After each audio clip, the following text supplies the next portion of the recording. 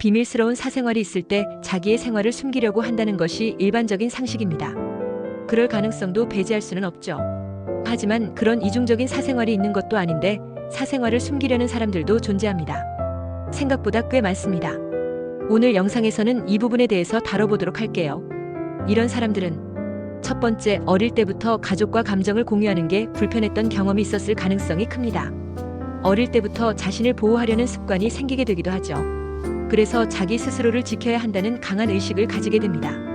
내 인생은 내 거, 가족은 가족이라는 구분이 명확해지게 되고 이러한 성향은 연애에서도 비슷한 패턴을 보일 가능성이 큽니다. 그래서 비밀스러운 사생활이 있는 게 아니더라도 나의 정보는 나만 알아야 한다는 강박이 있는 사람들이 존재합니다.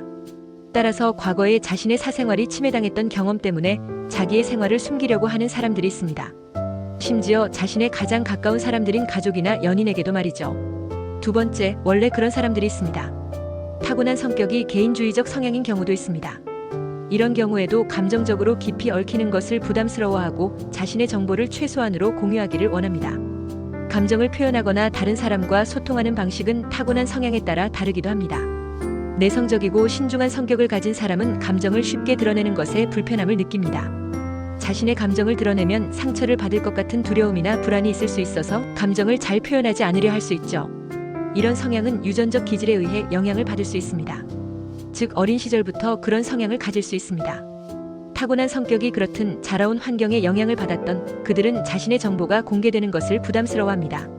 자기 일은 자기만 알고 있어야 한다는 성향이 강하고 누군가가 자기의 삶을 깊이 들여다보는 걸 불편해합니다. 감정을 깊이 나누는 것도 싫어하고 자신에 대해 너무 많이 오픈하는 것도 싫어합니다. 가장 가까운 가족에게도 자신의 사적인 생활을 이야기하는 것을 싫어하고 완전히 가까워지는 걸 부담스러워하죠. 상대방이 사람들과 거리 두는 게 익숙한 성향인데 친구가 많은 경우가 있습니다. 친구가 많다고 해서 자신의 감정을 잘 공유하는 사람인 것은 아닙니다. 넓고 가벼운 인간관계를 유지하는 걸 좋아했던 것뿐일 수도 있습니다. 많은 사람과 어울릴 수 있는 사교적인 면이 있음에도 자신의 사적인 영역은 지키고 싶어하는 성향을 가진 경우가 있습니다. 사교성이 있다는 것이 깊은 관계를 맺는 것을 선호한다는 증거는 아닙니다. 외로움을 타고 깊은 정서적 소통을 하고 싶은 사람의 경우 폐쇄적인 성향의 연인을 만나면 계속 의심이 들고 불안해질 수밖에 없습니다. 연인과의 관계에서 안정감을 느끼기 어렵게 됩니다. 폐쇄적인 성향을 가진 사람은 그것이 단순한 습관이 아니라 삶의 방식 자체일 가능성이 높습니다. 고쳐나가기 어려운 부분일 가능성이 높습니다.